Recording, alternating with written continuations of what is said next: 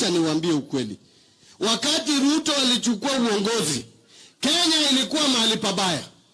Hata kulipa mshahara ya wafanyakazi wa serikali haikuwa rahisi.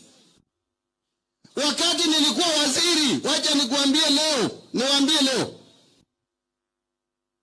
inafika tarehe 15 hata tujamaliza kulipa mshahara ya wafanyakazi ya serikali. Kulipa deni ilikuwa shida. Mnakumbuka mwaka uliopita tulikuwa na deni nyingine ya Eurobond, ilikuwa inakujia kulipwa mwezi wa 6 na mwezi wa pili Kenya haikujua hata tutapata pesa wapi ya kulipa hiyo deni. Hiyo ndiyo sababu shilling ilikuwa weak in exchange 160 to the dollar. IMF categorized Kenya kati ya nchi 5 zingine za Afrika. Kenya ilikuwa ya 6. IMF walisema hatutaweza kulipa deni zetu.